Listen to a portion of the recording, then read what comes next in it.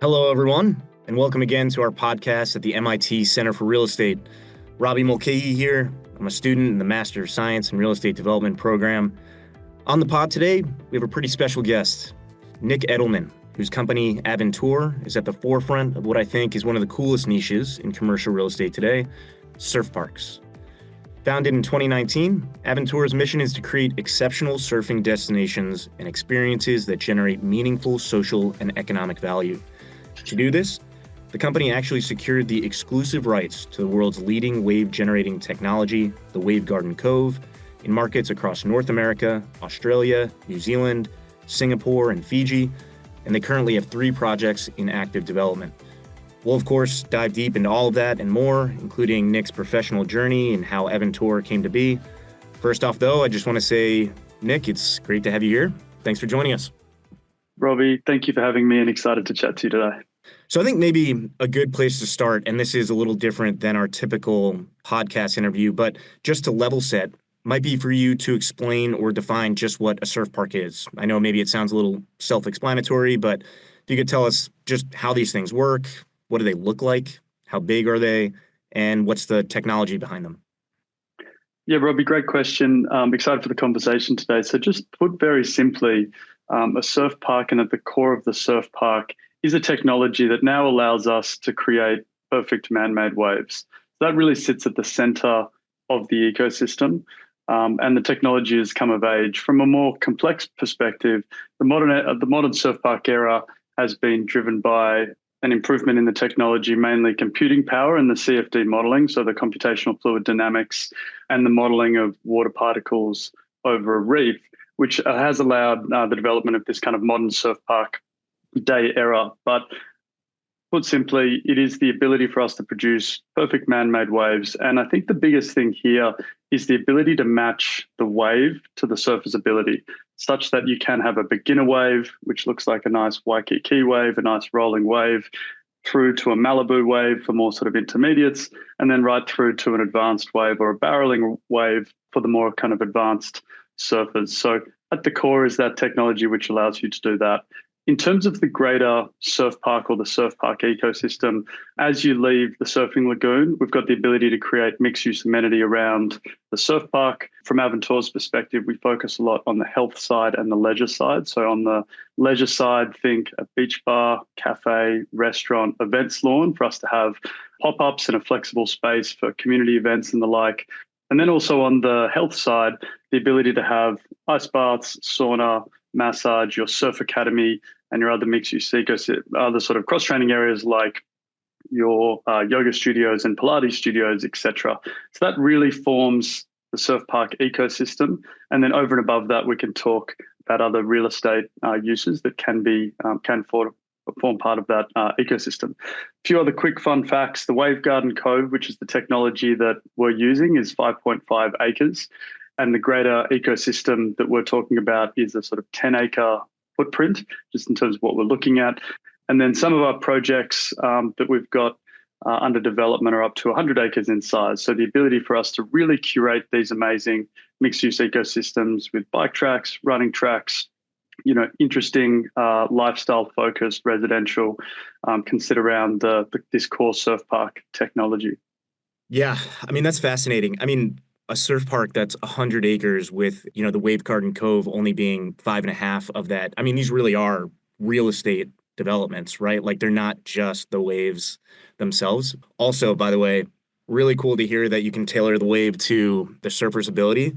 You've got a very beginner surfer here who is just surfing in San Diego just this past weekend, actually. I have a brother who's a very good surfer.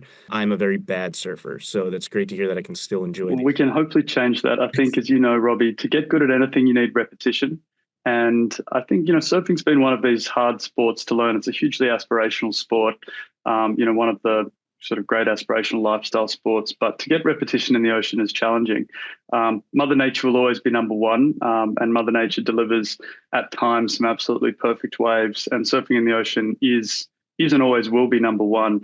But the surf park does allow you to have a complement to Mother Nature, which allows you to practice. Like, playing 18 holes of golf might be the pinnacle, But to get good and to play as you want to on that 18 holes of golf, you go to the driving range, hit 100 golf balls, or train in an indoor rock climbing center.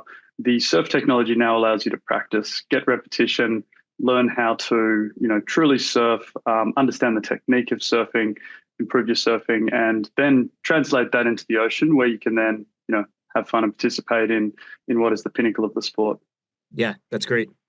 How long have these things been around? I mean, it sounds like this is a new technology. At least, like, I've only been hearing about it for a few years. And it's funny, all of a sudden, I feel like I'm hearing about it everywhere in the past few months. Is it the case that this is a very new technology? Like, how many surf parks currently exist in the world? Where do you guys fit in that landscape? What is creating a wave? Essentially, creating a wave is moving a body of water. And I think this has been happening for a long period of time. So, for the last 100 years, people have been trying to move water such that they create a ocean-like environment. And I think as the technologies increased, through the 80s, we had the sort of what they call the pump and dump systems, which were projects like Typhoon Lagoon, which were fun projects, but they lacked the frequency and the wave quality of now what we call the modern surf park era. So the reason you're hearing about it more is from around the early 2000s to around 2010, a lot of companies were under stealth creating these surf park technologies. So the first that really came out and what we call broke down the door of the modern surf park era was Kelly Slater's wave technology. So that was released in December 2015. And you might remember that breaking the internet with the perfect wave and Kelly standing there with his hands on his head. But that really was the dawn of the modern surf park era. From then, we've had other technologies that have been being developed, the pneumatic systems, the electromechanical systems, which now have, over the last few years, really started to accelerate. So the key thing, as I mentioned earlier, was that the computing power did allow that Monte Carlo simulation of waves. So instead of just trial and error where you're pushing water, refining the system, and then trying again, you were allowed to do this via the computing power and the computer technology, which did allow the development of these technologies. So a few quick things from there. Waco, Texas, which you might have seen, the park there was released in 2018. So when we looked at the category, we looked at Kelly's technology, which was producing around 15 waves an hour, and then the park in Waco, which was producing around 200 waves an hour.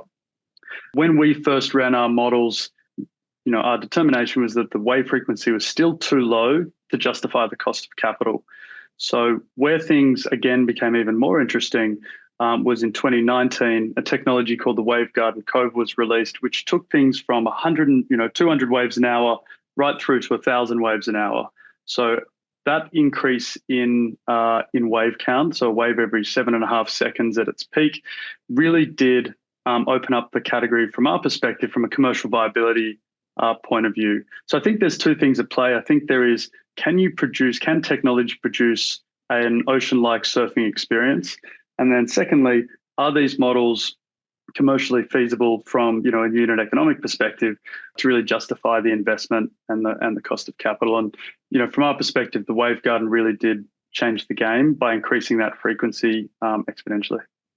That's really cool. And speaking of commercial viability, I wanted to actually go there with you. I'm curious if you could give us the business case for a surf park. Like, I'm very curious, how do you think about demand and supply and competitors? And, like for multifamily or office or any other real estate asset, you have CoStar, you have census data, you have, brokerage reports. There's a plethora of things that you can look at, right? The employment data, population data, right? Like U-Hauls, all that kind of stuff. How do you decide when it is commercially viable? Why is it that 1,000 waves is and 200 isn't? Yeah, good question, Robbie. So I think let's look at this from 3 points of view. So firstly, let's look at the surf park just as its own profit center. So you and I decide we're going to set up a surf park. We're going to have nothing else around the surf park. We're going to have a ticketing stand, and we're just going to have people come in and surf. So this is how we approach the analysis to start. In terms of your business model for this, your revenue buildup is essentially your surfers you can have in the pool per hour. So at Wavegarden, that's 80 surfers per hour, times your hours of operation. So we're looking at sort of 12 to 16 hours per the time of season, times operational days per year. So we run our models at around 350 days per year. So from that perspective, if you do that equation, that'll give you around 350 to 400,000 total available surf hours. Based on models, if you sell around 200,000 of those surf hours at a price point of around $65, that will give you a top line revenue close to 18 million top line revenue. From then, we look at, there's now technology which uses artificial intelligence to do facial recognition, such that you can monitor people on the waves.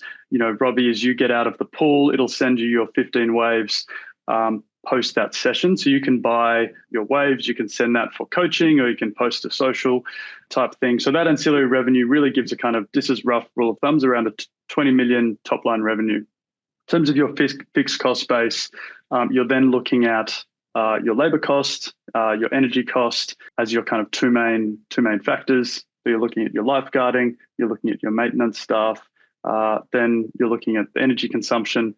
The Wavegarden Cove does have the lowest energy consumption by a factor, which makes it both the most environmentally friendly technology, but also helps that bottom line. So again, when you just look at the Wavegarden or the surf park as a profit center, it is a profit center in its own right. It is not a loss-leading amenity. So that really did, open up the space for us. And that's on a sort of mid-teens unlevered yield on cost of the surf park. So that was attractive to us. I think then as you look at the business model and the business case, you've got a group of individuals that are coming to surf. You've then got, we've observed a ratio of sort of 2-to-1 non-surfers to surfers. So now you've got this shoreline amenity. And how can you look at adding hospitality assets, experiential assets, and this kind of health and leisure ecosystem to further build that business model from there? So that really forms that core surf ecosystem. And then as you expand out again, we do believe, and we've observed, there is a placemaking ability for these surf parks. They really shine the light on a piece of land in an area and in a city, and the ability for people to live close to a great health and wellness amenity ecosystem, we think is attractive. And one of the global mega trends that we truly believe isn't going anywhere is this focus on health and fitness. So if I've got the ability to live near a gym, ice bath, sauna, massage, the ability to surf in the morning after work, and then also the ability to go to a great cafe, spend time in a community and restaurant center, people will want to live near these. I think we're craving more connection more than ever. I think we're craving community more than ever. And we really believe that surfing is one of these, and sport in general, is really a great connection builder. If you and I went on a hike up a mountain, we decide, hey, this weekend we're going to spend 8 hours hiking up a mountain. We won't forget that experience for life. And that builds a connection between the two of us. As we do that with other people, you build greater connections, and those connections build community. So that connection through shared experience is powerful. We think we need that more than ever, which makes this kind of business case for these precincts even stronger. So we strongly believe in this health and wellness precinct anchored by this surfing amenity as the larger business case. And from a real estate perspective, we believe and have observed that the surrounding land parcels do trade at a premium to your regular multifamily type assets. That's really interesting. Thank you, by the way, for walking us through that. I love the detailed analysis. And I think it's really interesting to think about this capitalizing on a big global trend. To me, when I think about surf parks, it seems like such a very specific niche. But when you think about that, and forgive me for the pun, but riding the wave, right, of a larger macro trend, it makes a lot of sense, and it's a really interesting way to frame it. I think you could also look at it. Surfing is a niche, and I think we have become extremely deep on this one niche. But I think in terms of looking at how lifestyle sports have influenced real estate over time, that has been a trend we've seen before. So if we look at, and we've done a huge deep dive into the ski industry, we've studied Altera previously, Intra-West, and obviously Vail Resorts, and the business case of ski towns. And then obviously there's a lot of interesting comparables on the golf side, both for golf communities. How can you create outsized real estate returns by adding an amenity from a golf course. Obviously, a golf course is a lot more land intensive than a surf park. But if you do look at the ski industry, the golf industry, people have even tried car racing. That's probably not where I'd like to live next to in terms of cars going around, but there is a market for it. But we believe that the technology is just of age now where surfing will be the next iteration of that thematic of how lifestyle sports can create outside real estate returns. And we're observing this in markets across the world. I think you asked before, there are now 20 kind of modern day surf parks in operation. And some of the latest use cases using both a residential model and a membership model have been extremely profitable for the developers. But more importantly, they've just been great community builders and places to visit, and places where cities can be proud of the infrastructure and people are happy to visit them. So we believe this is part of that lifestyle thematic, and then also part of that health and wellness megatrend. Really cool. One last question as part of this kind of foundation setting for surf parks. How do you decide where to build these things? It seems like, of course, surfers and people who are interested in surfing probably live closer to coasts, but it seems like you wouldn't need to build a surf park then near a coast. So I'm curious, like, what is the decision between about where to place these things? Yeah, I think one thing to keep in mind is that we do look at the TAM of surfers, like who would like to surf in the surf park. But I think if you take, again, a broader lens, who would like to spend time at a beach asset? And, who are people that like to visit the beach and would like to participate in, essentially a coastal environment? As I think about the coast, and, we might get into my background, but I was lucky to grow up in Australia, grew up just near Bondi Beach. And if you look at the coastal environment in Australia, and I'm currently based in Los Angeles, in Venice Beach, California. But essentially, you've got the activities in the water. So people might be surfing, they might be swimming, they might be body surfing. And then as you go onto the beach environment, people are playing volleyball. Growing up in Australia, we used to play beach cricket, we used to play beach rugby.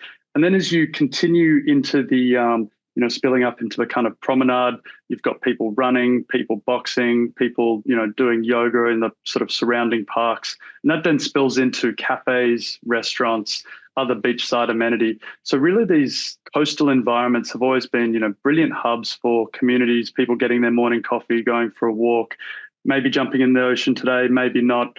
But the surf park does allow you to actually bring this to inland environments. So when I do look at the TAM, I do look at, okay, how many people are going to surf in Dallas? But then how many people would like to visit the beach in Dallas? And if you're creating a fantastic coastal and beachside environment within Dallas, we think the TAM is obviously, large within those markets. Taking a step back, and this is probably more from the nerdier side, we did build a sort of multi-factor regression model here in the US, which did analyze a number of different components. We looked at inflows and outflows into various cities. We looked at climate, we looked at disposable income, we looked at drive times, we looked at major attractions within the city. And what we did through that, we identified what we thought were the top cities within the US. And the cities that we've focused on here in the US and have the exclusive rights to the Wavegarden Tech for are Dallas, Austin, Nashville, Atlanta, Las Vegas, Denver, Jacksonville, and Phoenix. And obviously, LA and New York are extremely attractive, albeit sort of harder from a permitting environment.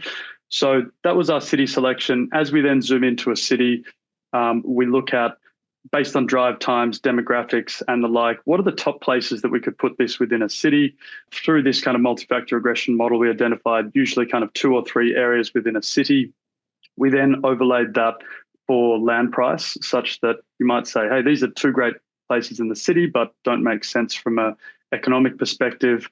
And then we narrowed in on where we think are the sort of most attractive places for the surf park.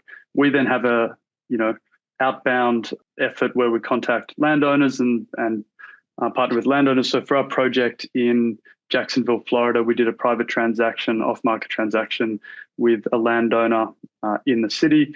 And it's a brilliant location. Very happy with the partnership we have with the landowner and the local families that we're working with, and really zoomed in on that site. So hopefully that gives a bit of insight into how we select locations. Awesome. Very detailed. Really appreciate it. This might be a good segue, actually.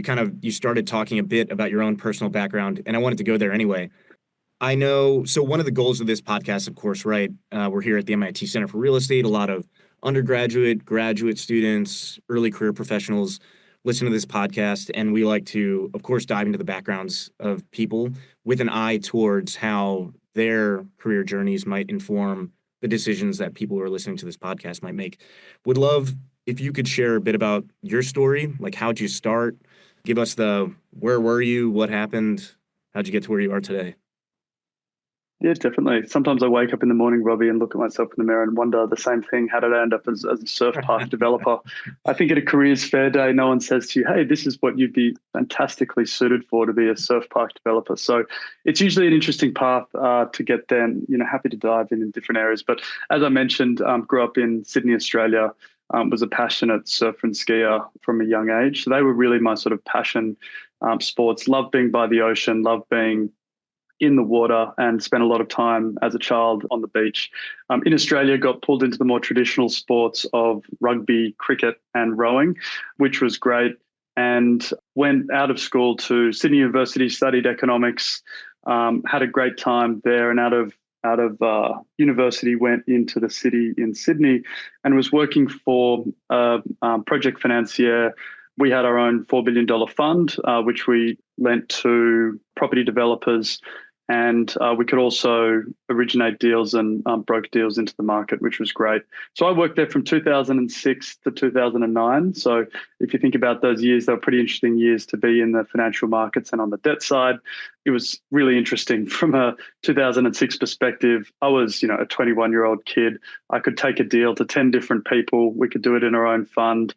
Credit was easy. And I was thinking this was a great start. August 2007, obviously, credit got tight, the market changed, the world changed, and obviously it was the credit crisis, and had a front row seat to what happened at a young age, which was hugely formative in terms of how I look at the world and how I look at things. We covered around 100 property developers. We saw what some of the best property developers did during that time. We saw what some of the more challenged property developers had to go through.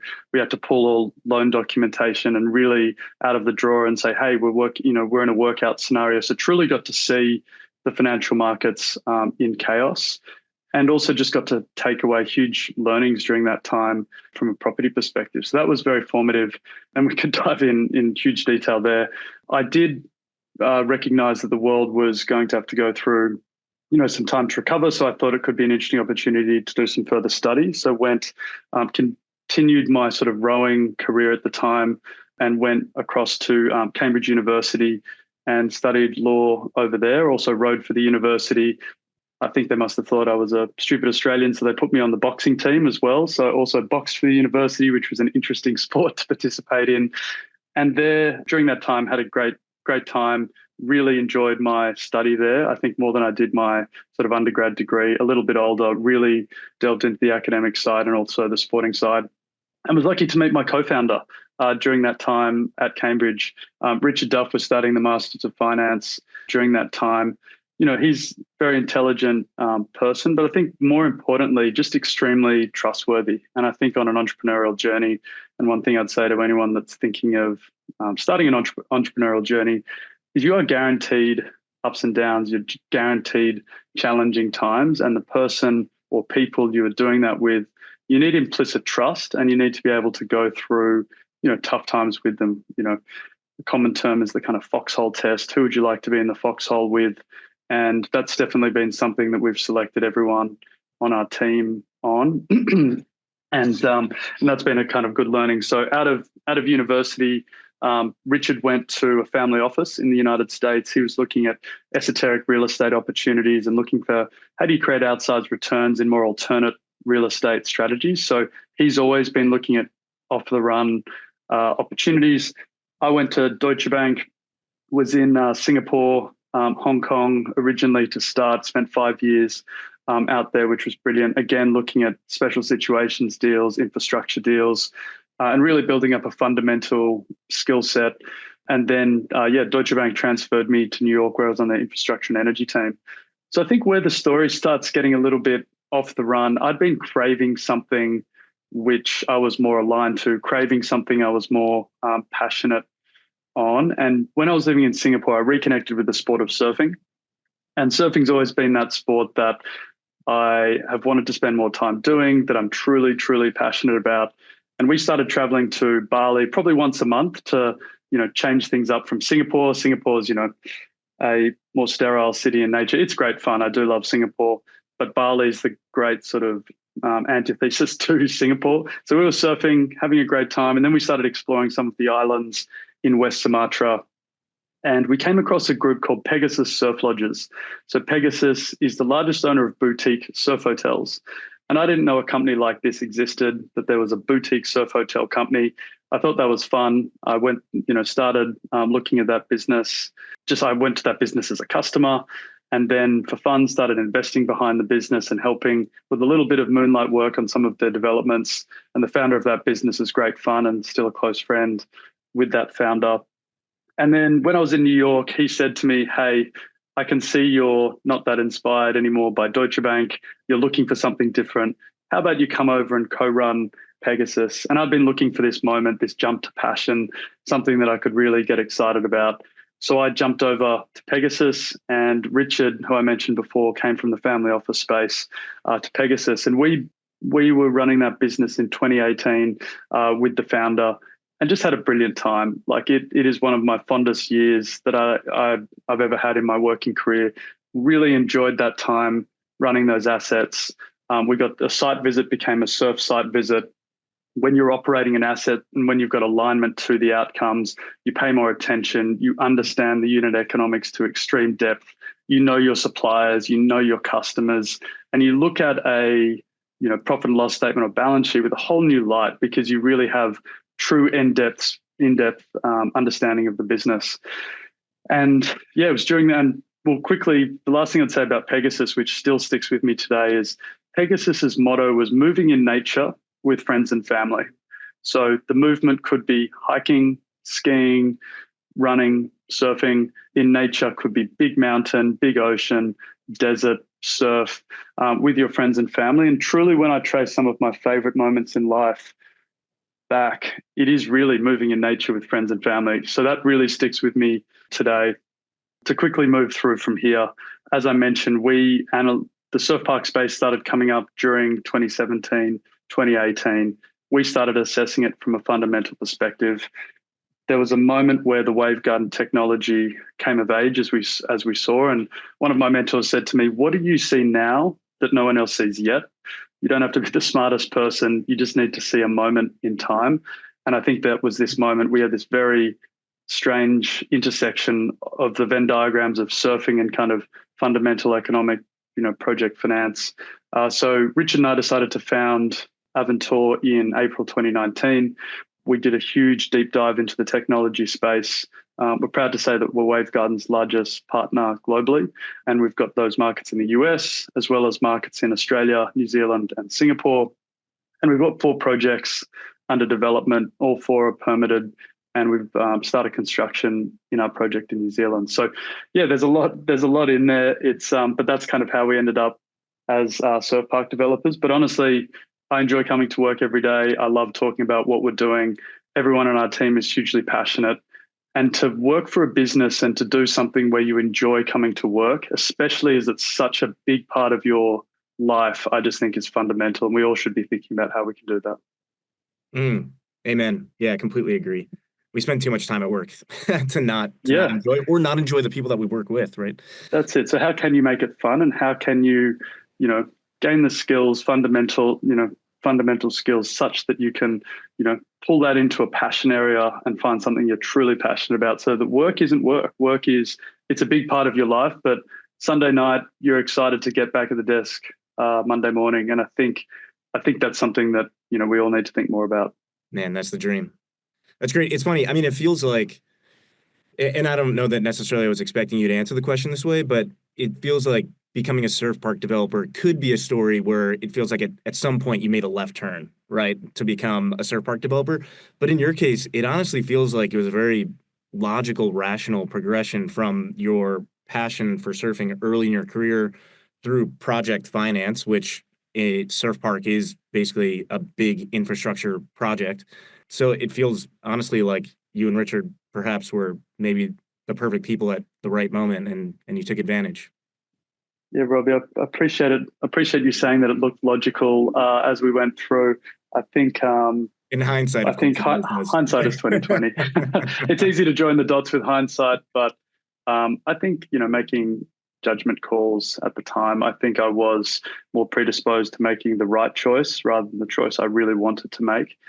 So I had been, I'd say, playing a pretty safe hand through the Deutsche Bank side of things, and I think there was a moment where you do realize you do get one life, you do get one chance. I know that's cliched, but let's have some fun with it. And that was I'm very thankful to the time with Pegasus and jumping over, because it really did take me off the to the off the beaten track, and has led to us founding this business and having a lot of fun along the way. And we've got some great aspirations, but we're enjoying working with the people that we are, be it from our employees, investors, stakeholders, and yeah, it's been a great journey so far.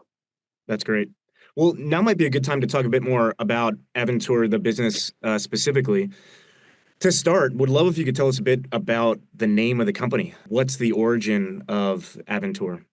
Yeah, happy to. It's an interesting name. I think a bit of background I didn't mention. My dad was part Dutch, so I do have some Dutch heritage. The Dutch explorers. Dad was also always encouraging me to look outside of Australia. Australia is a brilliant country, but he just said, don't forget it's a big world out there. And he was very influential in getting me to go overseas. And my grandfather was he brought people to Bali back in the 1920s and 1930s. So he was big in the kind of hospitality and travel space, bringing people to Bali way back then. Before the war and then after the war, and Dad spent a lot of his time growing up in Bali. But the reason I mention that is Aventuur is a hybrid of the Dutch and Swedish word for adventure. And I think business is an adventure, and business really is, adventure if you look at it. And what is an adventure? It is a bold undertaking requiring enterprise and enthusiasm is kind of the definition of an adventure. And if you think about that in a business sense, that seemed about right. So Aventuur being that hybrid of the Dutch and Swedish word, it also, the domain name was free, which is always positive as well. So that was a bit of fun. But in terms of the founding of Aventuur and the ethos behind it, business as an adventure is a big part. And one of the early conversations Richard and I had is, for fun, what would a love child between Patagonia and Blackstone look like? So if we could take the heart of Patagonia, what they've done, and also combine that with the investment rigor of Blackstone, obviously they're aspirationally two of the best companies in the world. So aspirationally, that's what we were thinking. And that was kind of the ethos. Could we combine the two there? So that was a little bit about the naming and then the sort of ethos that we were thinking for Aventuur and where we want to take things. Yeah, it's great. Let My People Go Surfing is one of my favorite business books.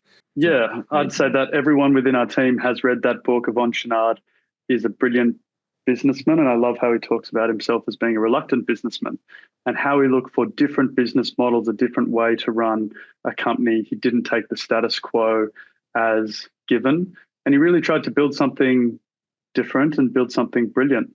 And I think we definitely are trying, again, aspirationally, to follow in some of those footsteps. And you read out our mission statement at the start of the podcast, but how can we create something that socially gives back, that cities can be truly proud of this health and leisure infrastructure? These are positive assets for communities. But then how can we also provide an economic return to our investors? And we believe that if we can create an economic engine and a great track record of economic returns, it allows us to do this for longer. If we can do this for longer, we can have more impact over time. And our higher purpose as a business, when you really zoom out, is to enhance mental and physical well-being. And that's where we all get passionate. We really believe if we could help one individual from a mental perspective or a physical perspective, 10 people, 1,000 people, 1,000,000 people, how can we improve mental and physical well-being outcomes via what we're doing from a property development perspective, which seem like two hard dots to join. But we believe there's been a huge investment in terms of digital experiences, especially recently, huge amount of venture capital going into AI, going into the metaverse for a hot second, going into, we're sitting here on a Zoom. And I think what we need is an equal amount of investment into outdoor experiences. How can we connect in real life? How can we sit down at a table with each other? How can we participate in physical activity? How can that connection as we sit around a table, make us feel present and improve our sort of mental health through friendship, through fun, through doing these shared experiences. So that is really our higher purpose as a business. How can we improve mental and physical well-being? And if we're lucky enough to do that on a small scale, we'd be happy. If we're lucky enough to do that on a larger scale, that would be brilliant. That's great. It's a noble and attractive goal, and it sounds like a lot of fun along the way. In that vein, I'd love to get your thoughts again, and maybe I keep coming back to this point that it feels a bit like surf parks are niches, right? Or it is a niche within the broader real estate landscape. How do you balance maybe higher level of risk exposure that you have, putting all your eggs in that very specific basket, with the goal of having like a long-term, healthy, viable company that can weather the ups and downs and, trends in lifestyle and health and fitness? How do you guys think about that? Yeah, I think again, surfing is a niche, and I think it is a niche, and we've become 1,000 levels deep on that niche. What we're striving to become is, one of the leaders in both the development and operation of these surf parks, which is truly niche. We look at the development side of a surf park. We intricately understand how to build these parks, where to build these parks, the geotechnical requirements to build these parks, and that has become something which is, which differentiates us from other just traditional real estate developers. And then also how to operate these parks. How can you create truly amazing hospitality experiences, experiential, moments within these parks? How can you hire such that your surf park guides are truly driving experience and sort of fun at these parks? So in some parts, we have really become 1,000 levels deep in this niche. But we think by having this small piece in the puzzle, by being experts in this single area, is really allowing us, and cross-trained in other areas, but it really is allowing us to play into some of these kind of deeper, more fundamental and traditional categories, such as, the real estate category, again, linking in the lifestyle sports to the residential side, the real estate side, sorry. And then also, we look at surfing as a niche in the health and wellness trend. So I think a lot of people on our team have really benefited from the sport of surfing. It is one of those rare sports. It is a flow state sport where it is complex enough where you can't actually think about anything else you're doing while you're doing the activity. You can't think about what you're cooking for dinner, or the boss you're not getting on with, or your relationship troubles. It really does pull you into the present moment. And when we look at the global health and wellness trends, people are spending a lot of time on their phones. We're getting these huge dopamine rushes from our phones. We are tethered to devices.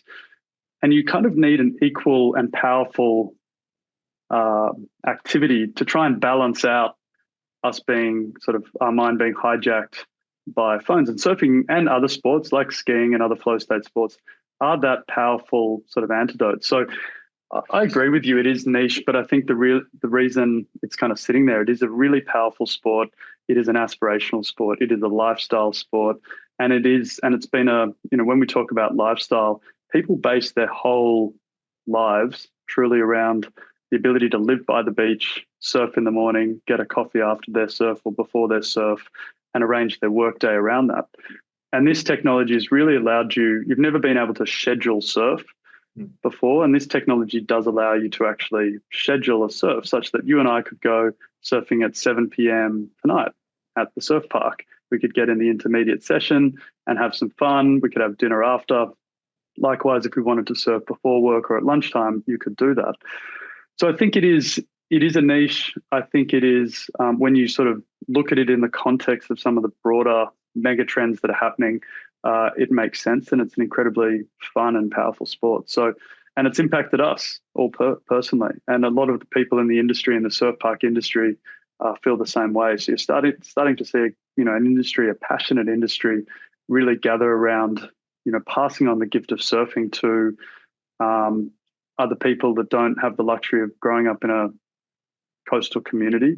And then, as we said, a broader beach environment. Being in a coastal environment is a great place to spend time and recreate. Yeah, makes sense to me. Absolutely. Well, hey, I know we're coming up on time here, so I think this is probably a good time to move to what we call the lightning round here. This is something I like to do with all of our guests. A fun way to wrap things up, get some hot takes. These are meant to be quick questions with quick answers. So, first question. If you could change any one policy at the federal, state, or local level, what would it be and why? I think my quick answer to this is something I've been thinking a lot about recently is a huge amount of our healthcare system is geared to cure rather than preventative health. So I would love to see the healthcare industry to truly take care of our health, like truly take care of our health and not curing us. And I've got so much admiration for people in the healthcare industry. I truly do. But I truly believe, policy to start focus on preventative medicine, truly encouraging us to live healthier lives so that we're not put in these positions where we're curing. We can think about this more on the upfront side of things, such that we are focused on the prevention side of healthcare and healthcare to really expand into that prevention side and better education on health. And it is a very tough topic. It really is. Sleep, nutrition, exercise, they're huge rabbit holes, each one of them, but I'd love to see further education so that we're focused on prevention rather than cure. Great. And to get your exercise at a surf park. Exactly. What's one book, podcast, or person you're listening to lately that's inspired you in either business, real estate, design, or the work that you do on a day-to-day basis? Yeah, one podcast that I listened to recently, which I just think was a beautiful articulation and compelling reason for investment into the experiential side, into leisure side, was Eric Resnick talking on capital allocators. So I'd highly recommend anyone that's interested in the travel space, the leisure space, the sport and recreation space. Eric's the CEO of KSL. As many people will know, KSL also has, a large investment in Alterra, which is the ski business linked to the Icon Pass. I think Eric just gives a brilliant articulation of the integration of health, leisure, real estate, and the operational vehicles that work between all of those components. So I'd strongly recommend, if listeners are interested in this space and this category, to also listen to that interview. Nice. Oh, it's a great one. Definitely will check it out. What is the best piece of career advice you've ever been given? Best piece of career advice. Been given lots of pieces of career advice. The one that I'll just say here is, in the end, it has to be fun. You're no doubt you're going to go through hard times. You've got to find a way to find some enjoyment through those hard times, through those sprints, through those challenging conversations, through those arguments. But when you zoom out, you really do have to zoom out and look for those elements of fun and how you can make it enjoyable. I think we touched upon earlier, we do spend a lot of time at work. So how can you try and inject some fun into what you're doing on a day-to-day basis? It just has to be enjoyable at the end of the day. Yeah, that's great. I appreciate that. And for what it's worth, it seems to be a through line through the conversation that we've been having. Lastly, what advice would you give to those listening who might be earlier in their development for their own careers? I think there's a piece of cliched advice, which is the first thing that comes to mind. And the timing of this is the challenging piece. To really find something that you're passionate about, it's so cliched, and I hate that I'm using that, but it really is true. It really is true. And I think there's a timing where, in my case, I built up a more traditional skill set such that I was able to do the thing I loved and link, passion meets skill set is one of those expressions. But I think when you do, and Jim Collins talks about it in terms of creating a flywheel, when you do enjoy what you do, you're likely to do more of it. When you do more of it, you're likely to get better at it. When you're getting better at it, you're more likely to be paid for it. When you're getting paid for it, you're able to do it over the long term. And you develop a flywheel. So really finding something that you can look at every day, that you'd be happy to talk about on the weekend. If you had to do 2 or 3 hours of reading on the weekend, that you're not lamenting that reading, that you're actually kind of excited to do that reading. What is that topic? What is that area? What is that focus? Because then I think you do really build a flywheel and and can develop expertise and mastery in a topic. It's funny, on a personal note, here at MIT, it's actually the last week of classes at the moment. So folks are wrapping up, graduating, getting ready to get on to that next thing. And I think it is a really important bit of advice that, yeah, can feel cliche, but also I think bears reminding because it's not said enough. So yeah, thanks for that. I think the world starts to reward you when you do start to follow your passion. We've had so many moments over this journey and building the business, which you couldn't script. You really couldn't. One quick story, we were sitting having breakfast, 7 a.m. In the morning in New York. We're on the Bowery at a cafe called Gemma. And it was September 2019. We founded the business 6 months earlier. We're excited, full of passion, looking to build an adventure business focused on surf, et cetera, et cetera.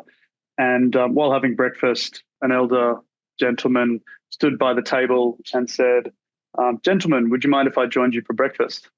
And I look up and see Sir Richard Branson standing by the side of the table. I said, "Sir Richard, it would be incredible if you could join us for breakfast.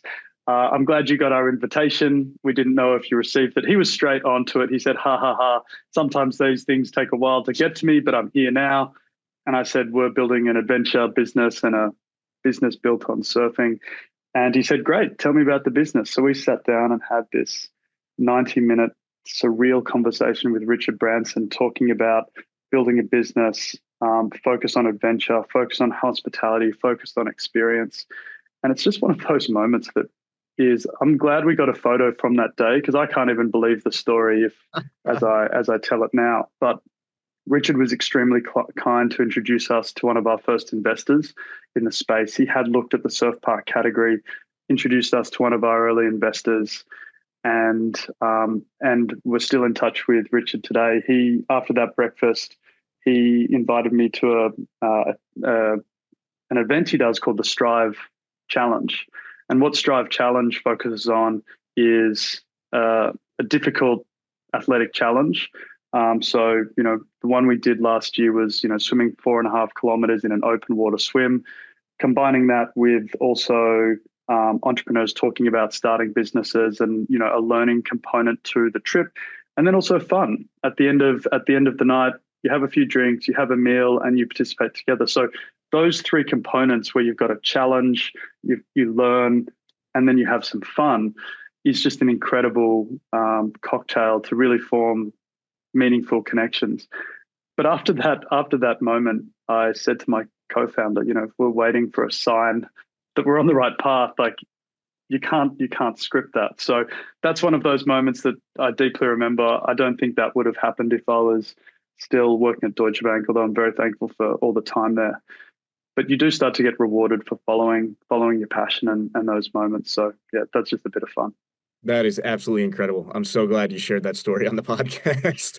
Yeah, I mean, I believe that too. I do believe the universe rewards us for chasing the things we're passionate about and doing good in the world and et cetera, et cetera.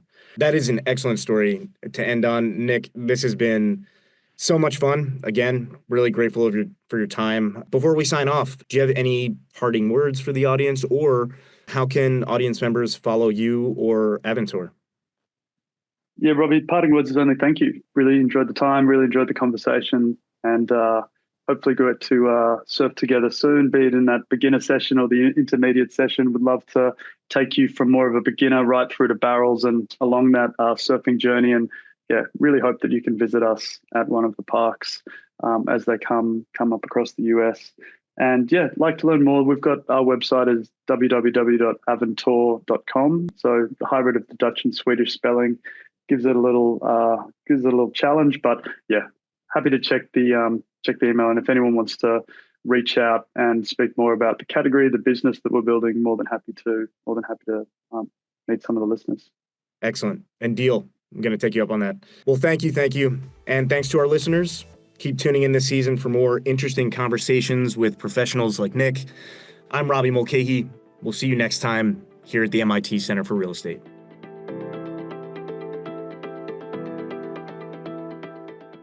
Thanks to our listeners for tuning into another edition of Meet the Visionaries podcast. And please remember to stay tuned for future episodes by subscribing to our podcast or follow us on social media by visiting cre.mit.edu to learn more. Until next time, take care, listeners.